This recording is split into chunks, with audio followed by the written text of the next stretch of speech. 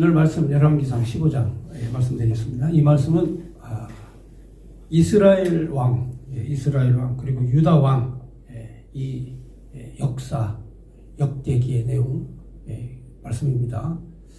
열왕기상은 이제 북쪽 이스라엘 왕 중심으로 역사가 기록이 되어 있고, 그리고 이제 역대기는 이제 남쪽 유다 왕 중심으로 이제 기록이 되어 있습니다. 그런데 이제 섞여 있기 때문에 이걸 정리를 잘 하면서 역사 공부를 해야 됩니다.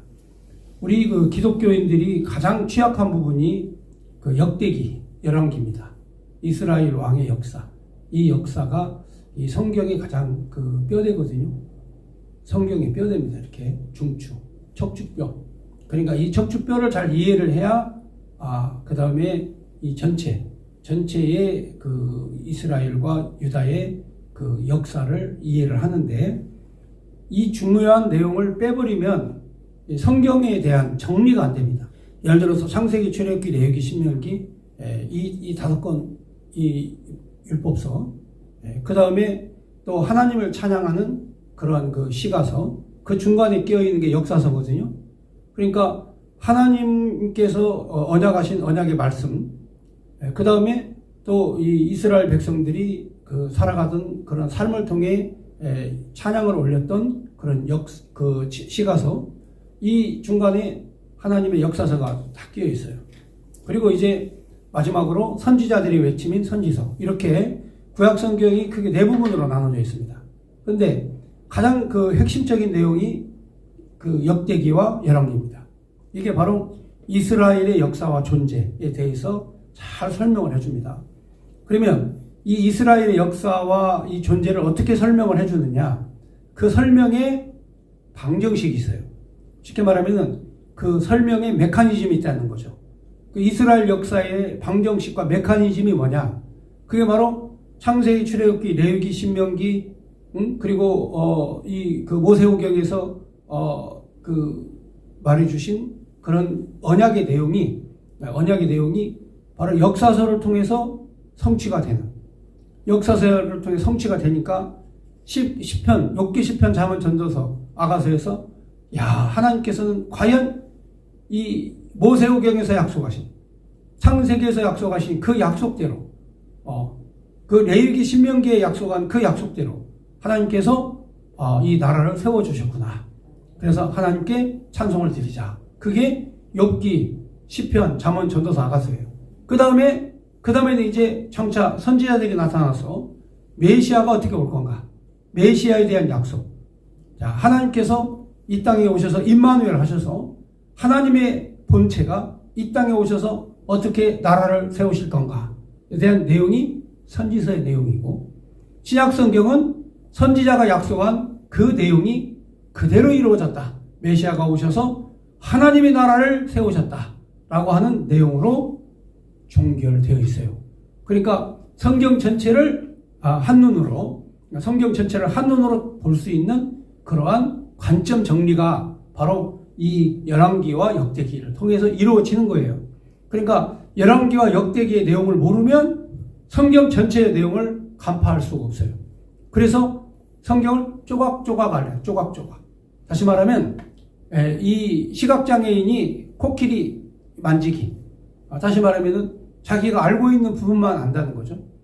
넓은 큰 코끼리를 만질 때 꼬리를 만진 사람, 다리를 만진 사람, 뿔을 만진 사람, 그 다음에 긴 코를 만진 사람, 각각 자기의 그런 어떤 생각대로만 믿는다고 말이죠. 그래서 신앙생활이 올바로 되지 못해요.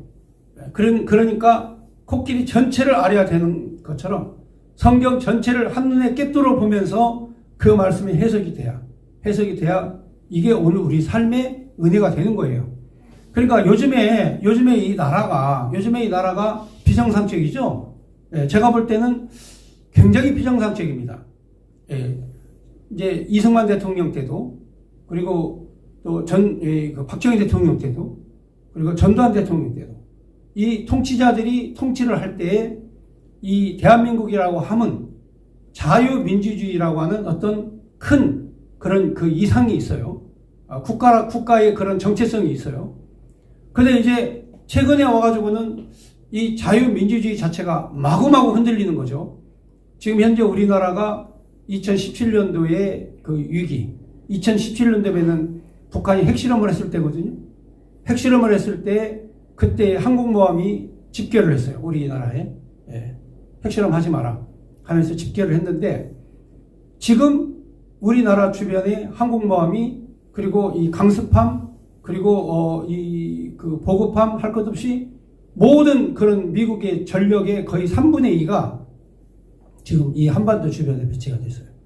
그러니까 경항공모함 포함해서 5대의 항공모함급 배들이 도착했다. 그 말은 전단이 항모 전단이 다 도착했다는 얘기인데 이거는 굉장히 위기라는 거죠. 그래서 오늘 아침 속보로 문재인 대통령이 지금 우리나라는 2017년과 같은 그런 위기를 맞이했다 하고 속보를 오늘 냈어요.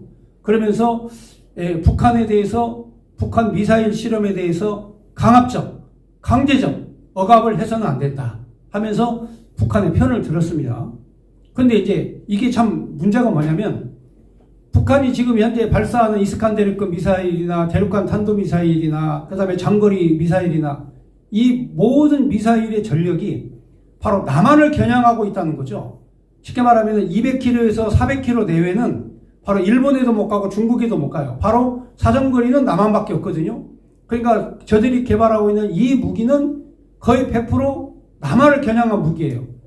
그것도 불과 열흘 사이에 4번, 5번 실험을 계속 이틀만 한 번씩 했으니까. 그러니까 당연히 바로 이 주변 정세가 위험에 빠질 수밖에 없죠. 자, 그렇다면은 굉장히 위협적인 그러한 그 상황인데도 불구하고, 대통령이 북한 편을 드는, 자, 이런 상황에 가다 보니까 안보가 매우 위험합니다. 오늘 이 성경에 있는 말씀이 바로 안보에 관련된 그리고 외교에 관련된 내용이 담겨져 있습니다. 다시 말하면 적을 만드는 것보다 친구를 만드는 게 훨씬 더 이익입니다. 여러분 옛날에 그 레이건과 키신저가 작품을 만들어낸 게 바로 뭐냐면 소련과 중국이 미국의 적이었어요. 그런데 갑자기 중국과 핑퐁 외교를 하면서 중국과 수교를 하면서 미국과 중국이 사이가 좋아져 버렸어요. 그러니까 소련이 고립이 된 겁니다.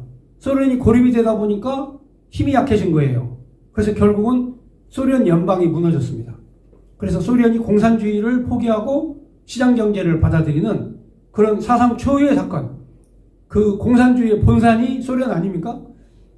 이 소련이 바로 이 공산주의를 포기하는 이런 사태가 벌어진 것은 바로 두 명의 적을 상대한 것이 아니라 하나의 적만 만들고 하나는 적을 내 편으로 끌어들이는 전략이었죠. 자, 이런 전략이 매우 성공적인 그런 결과를 가져왔죠. 그게 바로 외교 전략입니다. 그러니까 지금 현재 우리나라도 이 외교적 전략을 잘 구사를 해야 되는 그런 상황이죠. 자, 그런 측면에 놓고 봤을 때 북한을 적으로 돌리는 것보다 북한을 우방으로 돌리고 바로 이 남한과 이 외교 관계를 통해서 바로 적대시를 하지 않는 이 현재 문재인 정부의 정책에 있어서 굉장히 이상적이고 그리고 이게 아주 국제정치학으로서는 굉장히 잘하는 정치다. 자, 이렇게 주장하는 사람이 있어요. 근데 그거는 북한이 도발을 하지 않을 경우라는 거죠. 우리와 사이좋게 지내자, 우리와 전쟁하지 말자, 우리 이웃이 돼달라, 그리고 우리 편이 돼달라. 그랬으면 북한에서도 반응이 와야 될 거 아닙니까? 근데 북한은 완전히 남한에서 얘기하고 있는 평화 프로세스와는 정반대 행동을 하는 거예요. 남쪽은 우리 평화롭게 지내자, 사이좋게 지내자, 우리 싸우지 말자, 이렇게 계속 언어를 얘기하는데 북한에서는 계속해서 도발을 하는 거예요. 그러니까 전혀 이 언어와 대화가 소통이 안 된다는 거죠. 그렇다면은 북한은 우리와 대화하거나 얘기할 뜻이 없다는 얘기예요. 그런데도 불구하고 계속 평화롭게 지내자, 이런 식으로 나가니까 미국이 봤을 때, 이 국제정세로 봤을 때, 이 대한민국의 정부가 올바른 행동을 못하는 거예요.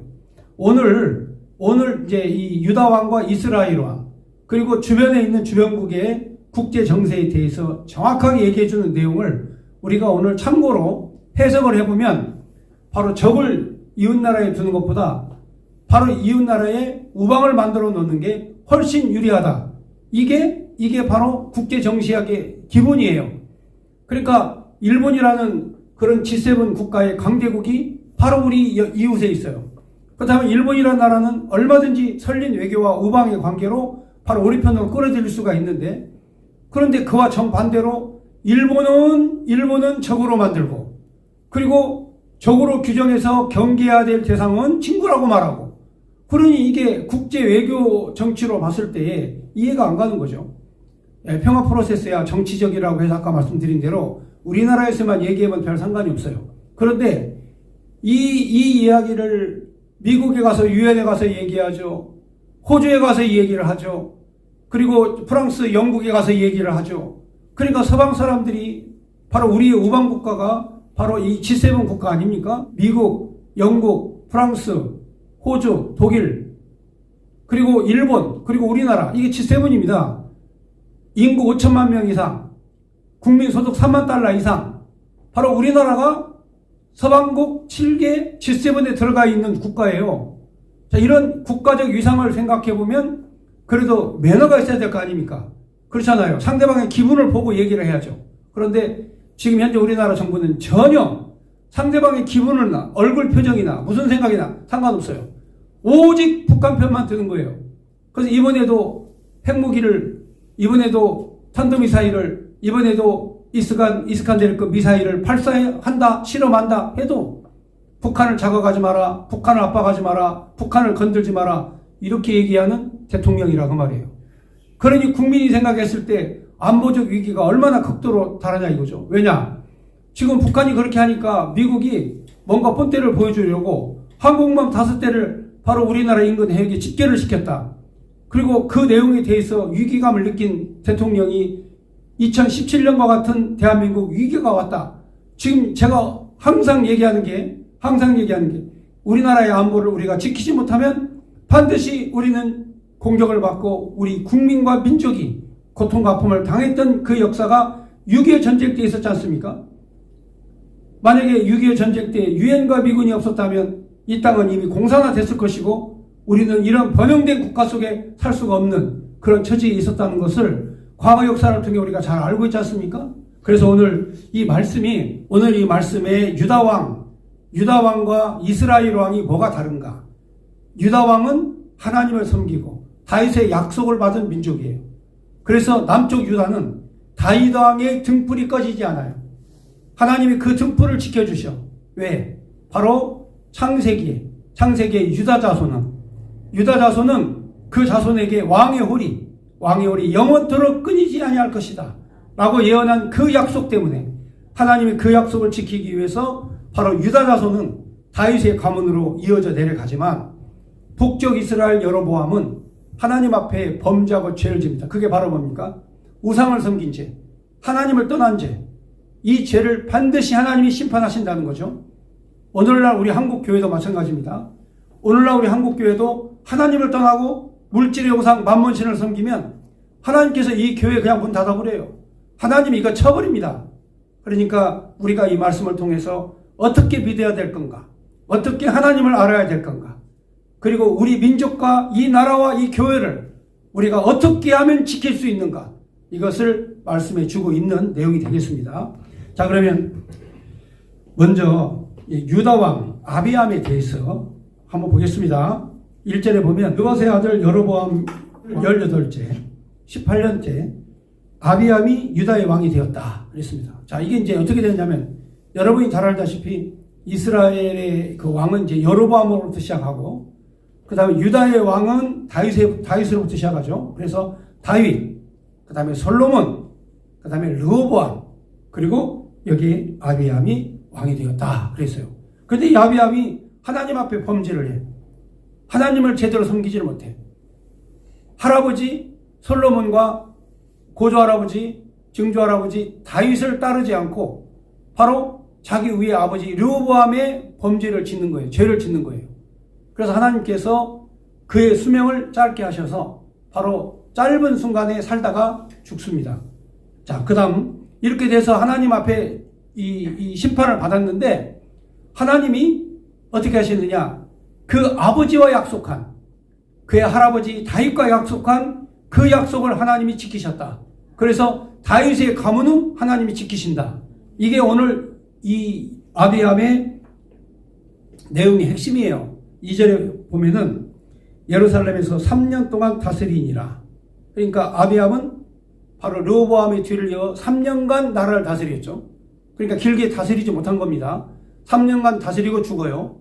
3년간 다스리고 죽는데 이 죽음의 이유를 잘 설명해 주고 있고, 죽고 난 다음에 하나님께서 어떻게 아비암에게 하셨는가, 그거를 잘 여러분이 파악하셔야 돼요.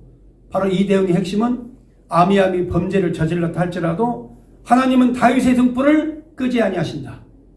그래서 우리가 기도할 때 꺼져가는 등불도 끄지 아니하신 하나님이라는 말씀이 있죠. 그렇게 기도하시죠? 그게 바로 뭡니까? 유다 자손을 하나님이 지키시는 거예요.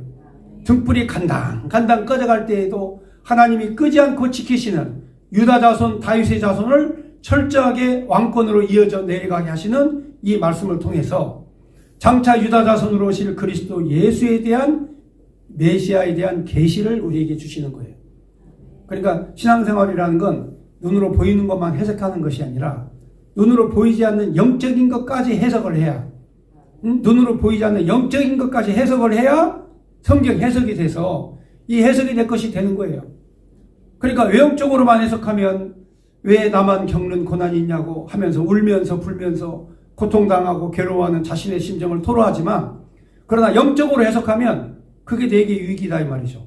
정금처럼 단련해서 주님 앞에 나오게 하시는 하나님의 능력이 거기 나오는 거죠. 그래서 아비암이 하나님 앞에 범죄하자 3년 만에 그의 생명을 끊으시고, 그리고 하나님을 잘 섬기는 왕 아사를 하나님이 허락해 주시는 거예요. 자, 이 내용이 바로 이스라엘의 꺼져가는 등불을 끄지 아니하시는 하나님의 역사를 잘 계시해 주시는 것이다. 그런데 북쪽 이스라엘은 그렇지 않아요. 북쪽 이스라엘은 하나님에게 그 약속이 없어. 그러니까 왕족이 계속 바뀌는 거예요. 왕권이 계속 바뀌는 겁니다. 거기 보면 2절에 보면 예루살렘에서 3년 동안 다스리니라. 그의 어머니 이름은 마아가요 아비살롬의 딸이더라. 아비암이 그의 아버지가 이미 행한 모든 죄를 행하였고, 그 아버지가 바로 누굽니까? 여기 아비암이 그의 아버지의 그 죄를 그대로 행하였다 그랬어요. 그러니까 여러분이 잘 아는 그 우상 섬기는 거, 르호보암의 죄, 하나님을 떠난 죄. 자, 이 죄를 그대로 행하였고, 그 마음이 그의 조상 다윗의 마음 같지 아니하여 그의 하나님 여호와 앞에 온전하지 못하였으나, 그의 하나님 여호와께서 다윗을 위하여 예루살렘에서 그에게 등불을 주시되 그의 아들을 세워 뒤를 잇게 하사 예루살렘을 견고하게 하셨으니. 그러니까 하나님께서 아비암이 비록 범죄하고 그의 아버지 르호보암을 따라서 타락하고 그리고 우상을 섬기고 하나님께 떠난 마음이 떠났지만, 하나님이 등불을 끄지 아니하시고 그의 가문에 등불을 주셔서 예루살렘에서 하나님이 그로 형통케 하셨다. 그러니까 언약을 받은 백성은 이미 이기고 들어가는 거예요. 하나님 말씀을 아는 사람은 이미 이기고 들어간 거예요.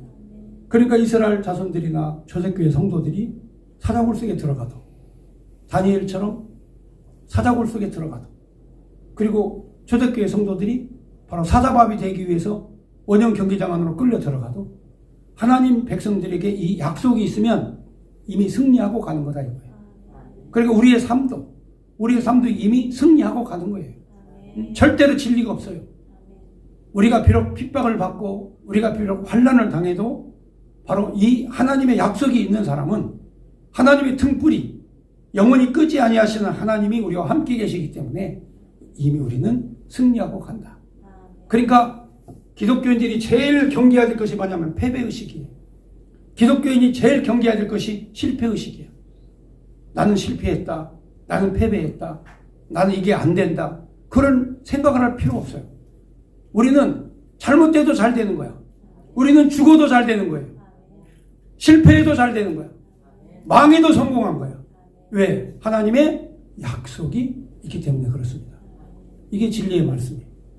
그러니까 아비암이 아무리 범죄를 하고 아무리 죄를 졌어도 하나님께서 그의 아버지 다윗에게 약속하신 그 약속, 그 등불을 끄지 아니하시고 그 후손으로 하여금 대를 이어가게 하신 것이다.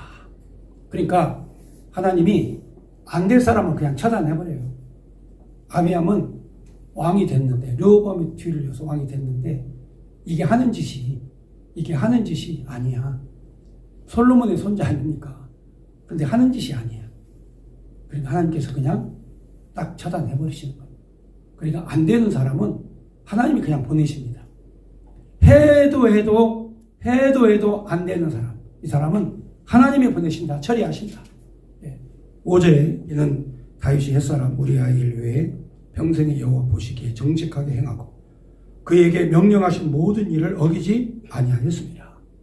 그러니까 아비암이 형통하고 잘된 건 그의 아버지, 그의 할아버지 다윗과의 약속하신 그 하나님의 약속, 그 언약을 하나님이 지키신다는 거죠. 그러니까 우리가 이 열왕기상이나 역대기를 해석할 때 하나님이 선택한 백성, 하나님이 붙잡은 그 백성은 결코 망하지 않는다. 하나님이 형통케 하신다 하는 내용의 말씀을 해석을 해준 거예요. 그래서 그의 아버지, 그의 할아버지 다윗의 믿음이 바로 이 약속이, 그리고 그의 언약이, 그와 함께한 언약이 바로 아비암으로 하여금 하나님이 형통케 만들어 주셨다. 6절에 르호보암과 여로보암 사이에 사는 날 동안 전쟁이 있었더니 아비암과 여로보암 사이에도 전쟁이 있었느니라. 아비암의 남은 사적과 그 행한 모든 일은 유대왕 역대지략에 기록되지 아니하였느냐. 이게 바로 역대기입니다. 유대왕 역대지략에 기록되지 않았느냐. 이건 역대기에 이 내용이 잘 기록이 되어 있다 하는 뜻입니다. 아비암이 그의 조상과 함께 자니 다윗성에 장사되고 그의 아들 아사가 대신하여 왕이 되니라. 자, 이제 아사가 개혁을 일으킵니다. 그러니까 아버지 아비암은 실정을 했어요. 실정을 해서 일찍 죽었습니다. 그런데 그의 아들 아사가 바로 개혁 정치를 합니다. 아버지와 그 할아버지가 범죄했던 그 내용을 다 싹 쓸어버리고 바로 새로운 나라를 건설하는 개혁자로서의 모습을 보이는데, 아사 왕의 개혁 어떻게 했는가? 이스라엘의 여로보암 왕 제20년 아사가 유다 왕이 되어 예루살렘에서 41년 동안 다스리니라. 그의 어머니의 이름은 마아가라 아비살롬의 딸이더라. 아사가 그의 조상 다윗과 같이 여호와 보시기에 정직하게 행하여 남색하는 자를 그 땅에서 쫓아내고 그의 조상들이 지은 모든 우상을 없애고. 그러니까 하나님 앞에 의로운 행위는 바로 뭐냐? 바로 동성애. 동성애를 하나님께서 허용하지 않는다. 그러니까 요즘에 이제 그렇지 않습니까? 요즘에는 뭐 성인지 교육 해가지고 여성가족부가 애들한테도 이제 동성애 교육을 시킵니다. 이성에 대해서, 남성과 여성에 대해서 확실한 성 정체성에 대해서 가르치는 게 아니라, 성이라고 하는 건 여성도 있고 남성도 있지만, 그러나 여성과 남성은 내가 선택하기 나름이다. 내가 성 정체성이 남자로 태어났지만 여성성이 있으면 그건 여자다. 이런 식으로 요즘에 초등학교부터 유치원 때부터 성인지 교육이라고 해가지고 예산을 30조나 만들어서 가르쳐요. 이게 바로 뭡니까? 이게 바로 공산주의의 문화 정책이거든요. 공산주의의 문화 전략. 그러니까 이탈리아의 안토니오 그람시가 바로 기독교 국가를 무너뜨리고 공산 국가를 만들기 위한 가장 첫 번째 전략이 문화혁명인데, 바로 이 문화혁명으로 시작하는 이 가장 첫 번째가 바로 뭐냐? 기독교 정체성을 완전히 파괴시키는. 그래서 바로 동성애를 허용하고 동성애를 조장하면 기독교 금방 무너진다 이거예요. 왜? 성경에 동성애를 받아들이면 하나님이 바로 진노하시니까. 그러니까 바로 이 공산주의 전략이 쭉 이 소련에서부터 동유럽으로 거쳐가지고 계속 내려오다가 바로 이 기독교 국가, 강력한 기독교 국가 앞에서 딱 이 공산주의가 안 되는, 이게 바로 뭘까? 바로 이 기독교의 문화를 깨트리는 그게 동성애입니다. 그러니까 하나님께서 바로 이 동성애를 가장 싫어하는 거죠. 그러니까 아사왕이 하나님이 싫어하는 이 남색, 동성애를 바로 그냥 물리쳐버린 거죠. 깔끔하게 정리한 겁니다.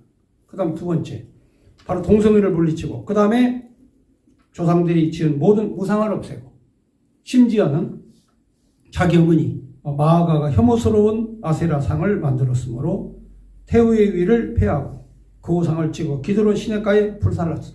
그러니까 자기 어머니까지도 우상을 섬기니까 폐해버려. 왕의 자세 폐해버리고, 어머니가 만들어 놔서라도 그냥 다 찍어서 불태워버려. 그러니까 하나님 앞에 결단하고 개혁을 한 거예요. 하나님 앞에 결단하고 개혁을 한 겁니다. 그러니까 이렇게 바르게 하나님 앞에 서서 개혁하는 이 아사왕이 하나 하지 못한 게 산당제사. 자, 이스라엘 백성들이 제사를 지내려면 어디로 와야 되냐면 예루살렘까지 와야 돼요. 그러니까 예루살렘까지 와야 되는데 양떼를 이끌고 그리고 소떼를 이끌고 예루살렘까지 가려면 머나먼 길을 여행을 해야 되잖아요. 그런데 하나님 앞에 예배는 드리고 싶어. 그러니까 동네 가까운 데다가 그냥 산당 하나를 만들어 놓고 거기에서 양을 바치고 그 제사를 지내는 거예요. 그러니까 이게 바로 산당 제사라고 하는 건데 신앙적이고 믿음으로 하나님을 섬기는 건데 근데 하나님께서 임재하시는 솔로몬의 성전에는 가지 않고 산당에서 자기 편리한 대로 제사를 지내는 거예요. 그러니까 항상 기독교인은 그렇습니다. 자기 희생이 따라야 되는데 자기 편리함에 앞장서서는 안 돼요. 자기 희생해야 돼요. 자기 희생. 자기 편리함을 생각하면 안 되는 거예요. 기독교인의 가장 기본이 자기 희생이에요. 내 편리한 대로 하면은 하나님 그건 싫어하시는 거예요. 지금 우리가 바로 이 코로나 이 팬데믹 때문에 줌으로도 예배를 드리고 또 이렇게 멀리 떨어져 예배를 드리지만 진짜 하나님 앞에 바른 믿음, 바른 신앙은 내가 희생하며 헌신하며 바로 그 주님의 그런 몸된 재단을 찾아가는 거예요. 자, 그 다음 절 보겠습니다. 15절에 보면 그의 아버지가 성별한 것과 자기가 성별한 것을 여호와의 성전에 받들어 드렸으니 곧 은과 금과 금을 드리더라. 그러니까 평범한 물건이지만 성별이란 말은 거룩하게 구별했다는 뜻입니다. 거룩하게 구별한 것은 하나님이 받으신다. 그게 성별한 물건이에요. 그러니까 우리가 가진 몇 푼의 돈도 하나님 앞에 거룩하여 성별하여 드리면 하나님 것이 되는 거예요. 내 몸도 하나님 앞에 거룩하게 구별해서 드리면 하나님이 받으시는 거예요. 그러니까 주의 종이 돼서 하나님의 일을 하는 사람은 자신의 몸을 성별하여 구별하여 하나님 앞에 드린 거예요. 여러분, 사무엘이 그 위대한 선지자가 된 것은 그의 어머니가 한나가 그를 구별하고 성별하여 하나님 나에게 주신 이 아들을 나실론으로 하나님께 드리겠습니다 하고 성별하여 드렸더니 하나님께서 사무엘을 강력하게 붙잡아서 쓰시는 거죠. 그러니까 성별하여 드리는 건 몸도 드리고 예물도 받지만 그러나 하나님 내가 이 시간에는 나의 삶에 내가 살아있는 생명의 이 시간은 하나님 앞에 드리는 시간입니다 하고 시간도 하나님 앞에 성별하여 드리는 거예요. 그러니까 우리가 시간 내어 하나님의 몸된 교회를 위해 봉사하고 복음을 위해서 내가 시간을 내서 봉사하고 이것도 하나님께 구분하여 성별해 드리는 건데 아사왕은 그의 아버지가 구분한 거, 자신이 구분한 거, 금과 은과 그 예물, 놋그릇들, 이 그릇들을 하나님의 성전에 드렸다. 자, 이렇게 드리면 다 하나님이 써먹을 때가 있어서 받으신 거예요. 그러니까 하나님은 다 나중에 보시면 써먹을 때가 있어요. 이게 왜 필요한가? 자, 한번 보겠습니다. 16절. 아사왕과 이스라엘 왕 바하사 사이에 일생 동안 전쟁이 있으니라. 이스라엘 왕 바하사가 유다를 치러 올라와서 라마를 건축하여 사람을 유다 왕 아사와 왕래하지 못하게 하려 한지라. 그러니까 북쪽 이스라엘은 열 지파고 남쪽 유다는 유다 지파와 베냐민 지파 두 지파밖에 안 되거든요. 그러니까 인구 쪽수가 안 돼요. 숫자가 안 된다니까요. 열 지파하고 두 지파하고 숫자가 벌써 5분의 1인데 되겠습니까? 안 되죠. 그런데 유다는 실력이 있어요. 전투 능력이 있어. 몇 명 되지 않지만 다 이길 수 있어. 왜? 하나님이 붙잡으시니까. 여러분, 모세가 이스라엘 백성을 이끌고 광야를 행진할 때에도 제일 앞장서서 선봉부대로 간 게 유다예요. 유다가 모든 전쟁을 앞장섰어요. 여리고성을 점령할 때에도 유다 자손이 제일 앞장서가지고 전진을 했어요. 그러니까 가나안 땅 정복할 때에도 유다 자손이 제일 앞장서서 전진을 했어요. 왜? 하나님께서 유다 자손을 쓰시고 유다 자손의 등불을 끄지 않기 위해서 하나님께서 유다를 선택해서 지키시는 거예요. 이게 하나님의 역사예요. 그리고 우리가 그 하나님을 믿는 거예요. 하나님이 나나 여러분이나 선택해서 유다 자손처럼 등불 끄지 아니하시는 하나님이 지키시고 보호하신다. 이게 오늘 말씀, 약속의 말씀이에요. 이게 해석이 돼야 돼요. 그런데 북쪽 이스라엘이 말이죠. 이 다메섹 시리아 군대와 이게 연합 동맹을 맺고 있었어요. 그러니까 남쪽 유다로 쳐들어와 가지고 라마를 건축하는 거예요. 거기 성을 쌓는 거죠. 그러니까 남쪽 유다 왕이 볼 때, 아사가 볼 때 10지파에다가 그 다음에 시리아 다마색 군대와 연합을 하고 그 다음에 유다 민족의 남쪽은 블레셋이 있고 완전 사면초가에 빠진 거예요. 그래서 아사 왕이 전략을 짠 게 바로 뭐냐, 강대국과 동맹을 맺는 거죠. 동맹을 맺어서 북쪽 이스라엘의 침략을 저지하는 거죠. 이게 전략적인 겁니다. 그러니까 우리나라도 마찬가지예요. 우리나라도 지금 현재 당대 최강대국과 지금 현재 우리가 동맹을 맺고 있지 않습니까? 바로 미군이 세계 제1의 패권국가예요. 2등과 3등이 미국을 따라가려면 20년, 30년을 쫓아가도 미국을 못 따라갑니다. 그러니까 세계 최강대국 패권국가와 동맹을 맺고 있는 우리 국가가 그야말로 70년 동안 평화와 안전을 그리고 안보를 보호를 받았기 때문에 앞으로도 미국과 강력한 동맹을 통해서 우리가 이 안보를 보장을 받아야 되는데, 아니 미국과는 떠나버리고 호시탐탐 우리를 노리는 중국이나 이런 나라, 북한이나 이런 나라하고 동맹을 한다? 이게 지금 현재 말이나 되는 얘기냐 이 말이에요. 이게 안 되는 얘기를 지금 하고 있는 거예요. 평화 프로세스가 그게 이루어집니까? 지금 북한은 계속적으로 고도의 그런 정밀 타격 무기를, 미사일을 계속 개발하고 있고 핵무기를 가지고 있는데 핵무기 없는 우리나라가 어떻게 북한을 상대하냐 이 말이에요. 그러니까 당연히 바로 미국과 핵 공동 개발을 통해서 핵을 공유하는, 남한도 핵으로 무장해야 된다고 하는 이런 얘기가 나오는 거예요. 오늘 내용을 보면은 동맹이 얼마나 중요한가, 강력한 동맹이 얼마나 중요한가를 국제 외교 정치학을 통해 설명을 해주는 거예요. 그래서 아사 왕이 먼저 내적으로는 동성애를 파괴하고 우상을 파괴하고 믿음과 신앙의 질서를 지키고, 외적으로는 강대국과 동맹을 통해서 나라를 지키는 이런 개혁을 했다는 얘기죠. 그러니까 우리에게 필요한 이 지도자가 얼만큼 중요한 위치에 있는가를 잘 설명해 주는 거예요. 아비암이 왕이 됐을 때, 르호보암이 왕이 됐을 때 남쪽 유다 백성들이 고통을 받았어요. 그러나 개혁 정신을 통해 하나님의 말씀을 선포하고 개혁을 하고 안보를 튼튼히 한 아사왕 시대 때는 평화를 누린 거죠. 하나님께서 지켜주셨으니까. 자, 그 다음 절 보겠습니다. 18절. 아사가 여호와의 성전 곳간과 왕궁 곳간에 남은 은금을 모두 가져다가 그 신하의 손에 넘겨 다메섹에 거주하고 있는 아람왕 헤시온의 손자 다브림몬의 아들 베나닷에게 보내며 이르되, 나와 당신 사이에 약조가 있고 내 아버지와 당신의 아버지 사이에도 있었느니라.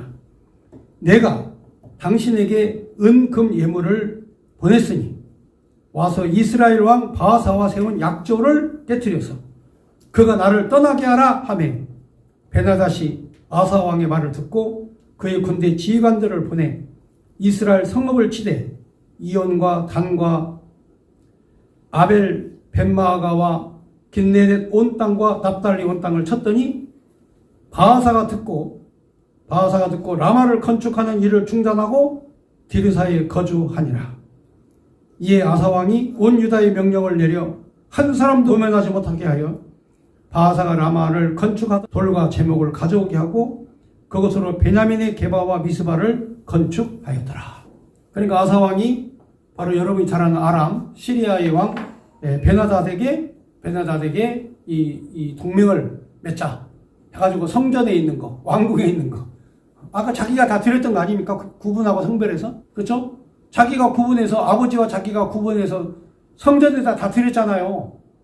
그 드린 걸 다시 다 꺼내가지고 누구에게 보내요? 그렇죠.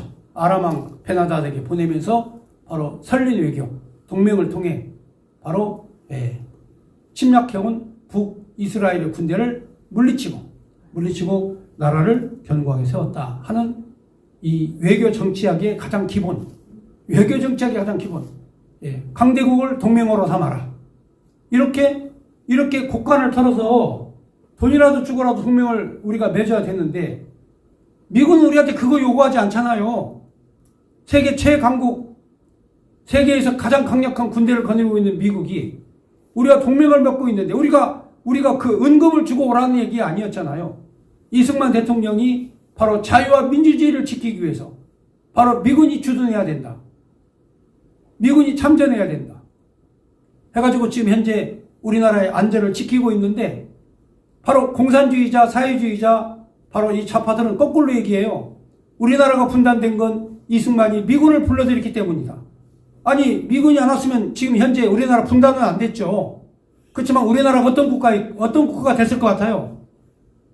공산국가가 된 거예요. 김일성 치하에 있는 국가가 된 거라니까요. 세계에서 가장 비참하고 가장 처참한 국가가 됐을 거예요. 그나마 앞을 볼 수 있고 미래를 전망한 이승만 대통령이 미군을 데려왔기 때문에 오늘 우리가 자유와 민주주의 그리고 G7 국가를 만들어서 우리가 이 자유와 평화를 누리고 사는 거 아니겠습니까? 그러니까 좌파적 교육을 받은 사람들은 내가 지금 하는 얘기를 이해를 못해요. 이승만이 들어와서 나라가 분열됐다. 이렇게 교육을 받아놓은 사람들은 도무지 간에 이게 이해가 안 되는 거예요. 그런데 성경에 보세요. 성경에 아람 군대가 적 아닙니까? 베나닷의 군대가 적이에요. 그런데 적이라도 구워 삶아가지고 침략당하는 자신의 나라를 지키는 아사의 개혁 정치와 안보, 국방에 대해서 잘 설명을 해주고 있다 이 말이죠. 자, 그 다음 절 보겠습니다. 23절에 아사의 남은 사적과 모든 건세와 그의 행한 모든 일과 성읍을 건축한 일이 유다왕 역대기에 기록이 되어 있다 이거죠. 그러나 그는 그늘 늙음하게 발에 병이 들었더라.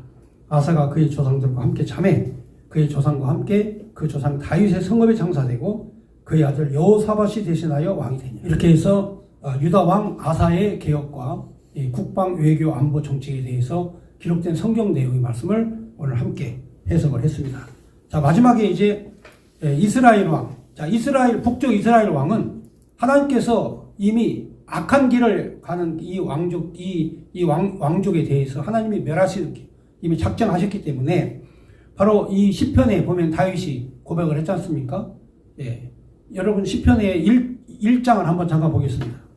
자, 시편의 내용은 바로 이 1장을 해석하면 끝나는 겁니다. 복 있는 사람은 악인들의 꾀를 따르지 아니하며 죄인의 길에 서지 아니하며 오만한 자들의 자리에 앉지 아니하고 오직 여호와의 율법을 즐거워하여 그의 율법을 주야로 묵상하는 자로다. 그는 시냇가에 심은 나무가 철을 따라 열매를 맺으며 그의 잎사귀가 마르지 아니함 같으니 그가 하는 모든 일이 다 형통하리로다. 그러니까 하나님이 복받은 이 복이 뭐냐면 언약, 베리트. 이 복이라는 게 베리트입니다. 이게 바로 언약이라는 말, 베리트와 베리카는 같은 어원에서 나온 겁니다. 복이라는 말과 언약이라는 말은 같은 의미예요. 그러니까 언약이 있는 사람은 이 뜻입니다. 그러니까 여러분들도 하나님의 약속과 언약을 받으면 복받은 자예요. 시냇가에 심은 나무처럼 시절을 쫓아 열매를 맺고 그 잎사귀가 마르지 아니함 같다. 그런데 언약이 없다. 하나님의 언약의 말씀이 없다. 이건 복이 없는 자죠. 그래서 시편에 악인들은 그렇지 않으며 오직 바람이 나는 겨와 같도다. 그러므로 악인들은 그러니까 언약이 없는 자들이죠. 언약이 없는 자들은 의인의 모임에 들지 못하리로다. 무릇 의인의 길은 여호와께서 인정하시나 악인들의 길은 망하리로다. 그러니까 시편 1편을 해석하면은 바로 복 있는 사람은 하나님 영통케 하시고 악인은 그렇지 않으며 바람에 나는 겨와 같이 하나님이 망하게 하신다. 이게 바로 시편 성경 전체의 내용이라고 말합니다. 그래서 오늘 여기 25절 이하 34절에 바로 이스라엘 왕 나답, 이 나답이 왕권을 잡지만 그러나 이 내용을 읽어보면 자 25절 유다왕 아사왕 둘째 여로보암의 아들 나답이 이스라엘 왕이 되어 2년 동안 이스라엘을 다스리니라. 그가 보시기에 악을 행하되 그의 아버지 길로 행하며 여로보암의 길로 행했다 이 말이죠. 그가 이스라엘에게 범죄하게 한 그 죄 중에 행한지라. 그러니까 당연히 바로 악인은 그렇지 않으며 바람에 나는 겨와 같이 망한다 그러죠. 그래서 이스라엘의 왕 나답이 바로 망하는 거죠. 그리고 그 여로보암의 길을 따르는 그래서 이에 이사갈 족속 아이야의 아들이 바하사가 그를 모반하여 블레셋 사람에게 속한 기쁘돈에서 그를 죽였으니 이는 나답과 온 이스라엘이 기쁘돈을 에워싸고 있었습니다. 유다의 왕 아사. 자, 이렇게 해서 여러분, 나답은 바로 반역에 의해서, 바하사에게 처단을 당합니다. 자, 그러니까 이게 이제 여로보암의 왕족이 바로 다음 나답 때 가서 끊어지는 거예요. 바로 끊어져 버려요. 그런데 유다 자손은 어때요? 유다 자손 왕이 비록 범죄했다 할지라도 하나님은 그 등불을 끄지 아니하시고 유다 자손의 약속, 그 언약을, 유다에게 향한 그 언약을 하나님이 지키시는 이 여호와 하나님을 우리로 하여금 깨달아 알게 해주시는 거죠. 그러니까 오늘 이 말씀을 통해서 바로 언약을 지키시는 하나님, 약속을 지키시는 그 하나님을 알아야 돼요. 그래야 은혜가 되는 거예요. 자, 그런데 북쪽 이스라엘은 여로보암의 죄를 져 하나님을 거역하고 배반한 죄를 짓는 자는 하나님이 반드시 망하게 하신다. 그래서 28절에 유다의 왕 아사 왕 셋째에 바하사가 나답을 죽이고 대신하여 왕이 되고, 왕이 될 때 여로보암의 온 집을 쳐서 생명 있는 자를 한 사람도 남기지 아니하고 다 멸하였는데, 여호와께서 그의 종 실로 사람 아히야를 통하여 하신 말씀 같이 되었으니. 열왕기상 13장 34절 한번 읽겠습니다. 이 일로 여로보암 집에 죄가 되어 그 집이 땅 위에서 끊어져 멸망하게 되니라. 자, 여로보암이 하나님 앞에 죄를 졌죠. 무슨 죄냐? 거기에 33절. 여로보암이 이 일 후에도 그의 악한 길에서 떠나 돌이키지 아니하고 다시 일반 백성을 산당의 제사장으로 삼되 누구든지 자원하면 그 사람을 산당 제사장으로 삼았으므로 이 일로 하나님을 떠난 죄로 범죄함으로 말미암아 여로보암의 집에 죄가 되어 그 집이 땅 위에서 끊어져 멸망하게 되니라. 그러니까 하나님이 약속하신 대로 여로보암의 집이 완전히 멸망된. 그래서 이 바하사가 정권을 잡자 여로보암의 집에 남자, 태생이 있는 남자, 씨를 받을 남자를, 생명 있는 자를 한 사람도 남기지 아니하고, 29절 왕이 될 때 여로보암 온 집을 쳐서 생명 있는 자를 한 사람도 남기지 아니하고 다 멸하였는데 여호와께서 그의 종 실로 사람 아히야를 통해 하신 말씀과 같이 되었으니 이는 여로보암이 범죄하고 또 이스라엘에게 범죄한 죄로 말미암며 또 그가 이스라엘 하나님 여호와를 노엽게 한 일 때문이더라. 이렇게 해서 하나님께서 하나님을 떠난 가문은 하나님께서 철저하게 멸하시고, 여로보암의 죄를 따르는 자들을 하나님이 멸하시고, 그리고 선택되고 약속하고, 그리고 복을 주기로 작정한 자는 하나님이 영원토록 복을 주신다. 이 내용이 바로 오늘날 우리에게 주시는 복음의 말씀이에요. 그래서 우리는 그리스도 예수로 말미암아 바로 선택된 백성이고 택함 받은 자손이고, 그리고 하나님이 택한 유다의 자손으로서 꺼져가는 등불을 끄지 아니하시는 하나님께서 끝까지 그리스도 예수의 왕국의 백성으로서 하나님이 영원토록 살게 해주시는 축복된 말씀이 우리에게 있다. 그러면 우리는 절대로 악인과 같지 않다. 하나님께서 주신 축복의 말씀입니다. 감사합니다.